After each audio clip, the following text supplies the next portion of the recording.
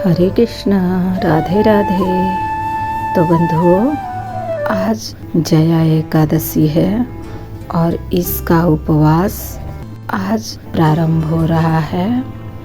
इसका पारण यानी द्वादशी को होगा। तो बंधुओं, पारण करने से पूर्व दान दक्षिणा देना न भूले। तो बंधुओं, आइए हम जया एकादशी के महात्म्य को सुनते हैं। युधिष्ठिर ने भगवान श्री कृष्ण से पूछा, भगवान कृपा करके यह बतलाइए कि माघ मास के शुक्ल पक्ष में कौन सी एकादशी होती है, उसकी विधि क्या है तथा उसमें किस देवता की पूजन किया जाता है।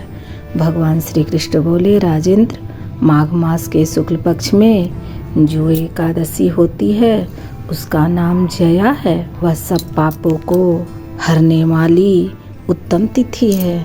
पवित्र होने के साथ ही पापों का नाश करने वाली तथा मनुष्यों को भाग और मोक्ष प्रदान करने वाली है। इतना ही नहीं, वह ब्रह्म हत्या जैसे पाप तथा पिशाचत्व का भी विनाश करने वाली है। इसका व्रत करने पर मनुष्यों को कभी प्रेत योनि में नहीं जाना पड़ता। इसलिए राजन, प्रयत्न पूर्वक जया नाम की एकादशी का व्रत करना चाहिए। एक समय की बात है, स्वर्गलोक में देवराज इंद्र राज्य करते थे। देवगढ़ पारिजात वृक्षों से युक्त नंदनवन में अप्सराओं के साथ विहार कर रहे थे। 50 करोड़ गंधर्वों के नायक देवराज इंद्र ने स्वेच्छानुसार वन में विहार करते हुए बड़े हर्ष के साथ नृत्य का आयोजन किया। गंधर्व उसमें गान कर रहे थे, जिनमें पुष्पदंत, चित्रसेन तथा उसका पुत्र, ये 3 प्रधान थे। चित्रसेन की स्त्री का नाम मालिनी था। मालिनी से एक कन्या उत्पन्न हुई थी जो पुष्पवंती के नाम से विख्यात थी। पुष्पदंत गंधर्व का एक पुत्र था जिसको लोग माल्यवान कहते थे। माल्यवान पुष्पवंती के रूप पर अत्यंत मोहित था।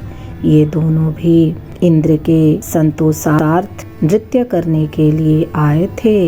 इन दोनों का गान हो रहा था। इनके साथ अप्सराएं भी थी। परस्पर अनुराग के कारण ये दोनों मोह के वशीभूत हो गए। चित्त में भ्रांति आ गई, इसलिए वे शुद्ध गान न गा सके। कभी ताल भंग हो रहा था तो कभी गीत बंद हो जाता था।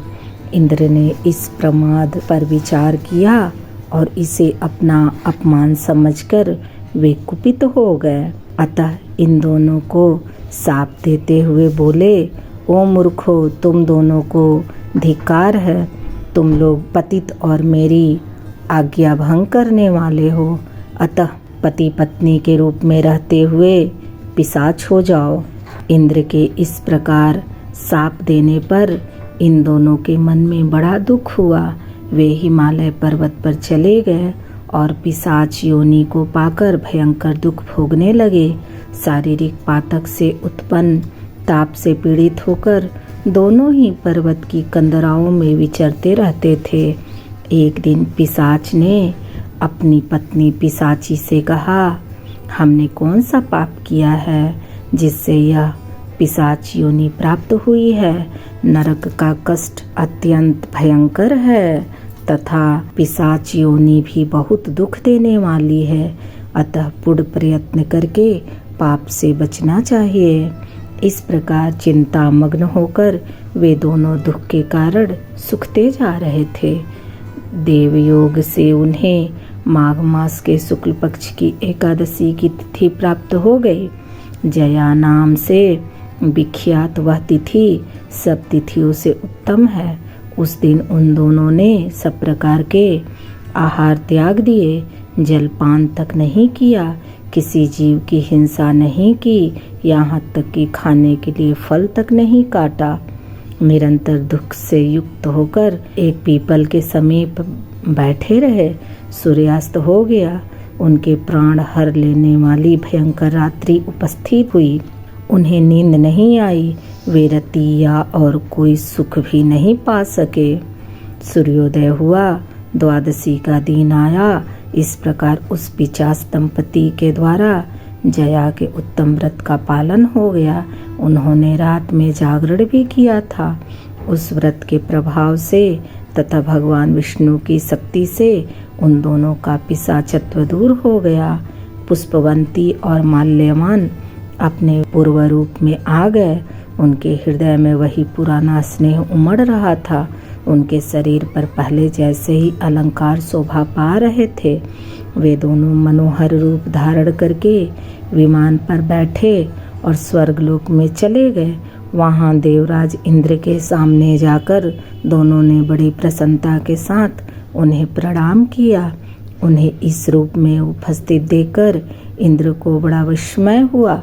उन्होंने पूछा, बताओ किस पुण्य के प्रभाव से तुम दोनों का पिशाचत्व दूर हुआ है? तुम मेरे शाप को प्राप्त हो चुके थे, फिर किस देवता ने तुम्हें उससे छुटकारा दिलाया है?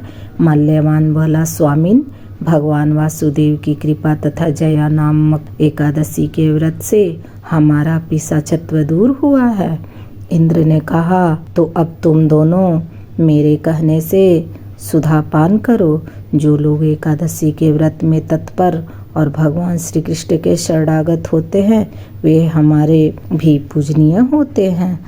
भगवान श्री कृष्ण कहते हैं, राजन, इस कारण एकादशी का व्रत करना चाहिए।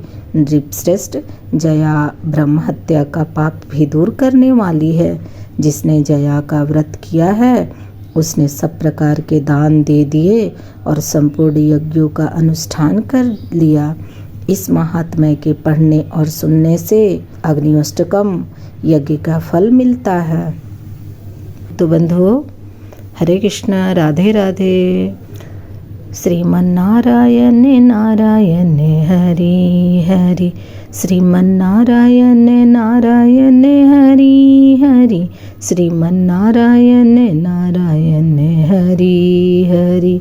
हरि ओम नमो नारायणा, हरि ओम नमो नारायणा, हरि ओम नमो नारायणा, हरि ओम नमो नारायणा, हरि ओम नमो नारायणा, हरि ओम नमो नारायणा। तो बंधुओं, हरे कृष्णा, राधे राधे।